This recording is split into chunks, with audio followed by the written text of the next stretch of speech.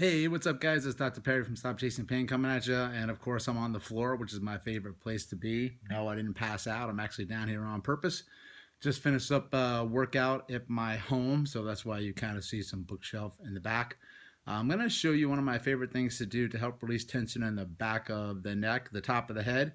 Now, when you look at mobility, which is the ability to actually move a joint, the cervical spine has certain areas it needs to move in more than the other. So actually what's called your occiput C1. Occiput's the back of your skull. C1 is called your atlas. That's where most of your actual flexion and extension should happen from. 50% of your ability to flex forward and extend backwards should happen up at the top of your head. If you lose the ability to do that, well, then your brain is just going to take motion from somewhere else. And where it takes it from is the lower part of your spine, particularly around C5, C6, C7 region, because you have 7 bones in your neck. So think about it like the hinge of a door. You know, that's where you're going to start to get pain, discomfort, osteoarthritis, and stuff like that. So yeah, you want to treat there, but you want to work higher up to see if that moves well. And because how people walk today with their head jutted forward like this, it locks down a lot. Now, 50% of the ability to rotate your head from side to side should come from C1, C2. That's called your atlas and your axis. So 50% of your ability to rotate should come from there. What happens if you lose that as well? Well, then you're going to start to torque and rotate more in the lower cervical spine. And then you're going to start to get osteoarthritis, pain, discomfort, disc herniations, all sorts of a mess, things like that. So what we're going to do is concentrate on trying to give you a little bit more mobility higher up by using some self-release tools. This is the one I'm using from Rad Mobility, but you can really use anything that you want. You can take a stick, you can take a PVC pipe, you can take a workout bar, anything you want. And what you want to do is begin to release the soft tissue and the fascia that is the back of the head, actually starting on the skull itself and working your way down. So I'll kind of show you here as best I can.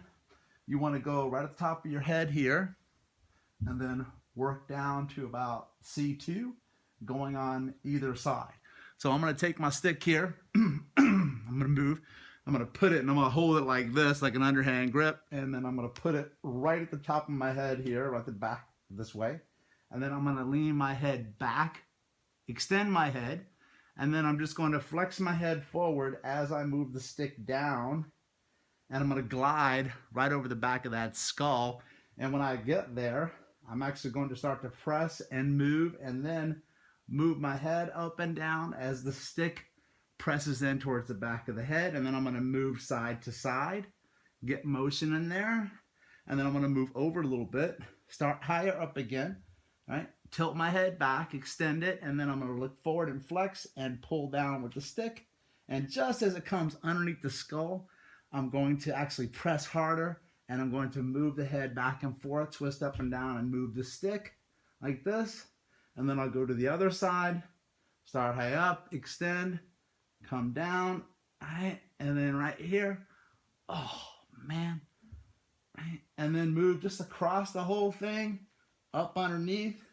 And then what you'll feel is you lift up this way, you're actually going to give a little decompression, a little distraction of the back of the head. It really feels good on that fascia. It's a very big sticking point that can cause a problem with your ability to transmit force from the bottom of your foot all the way back up to your head. Great for relieving some tension, headaches, stuff like that.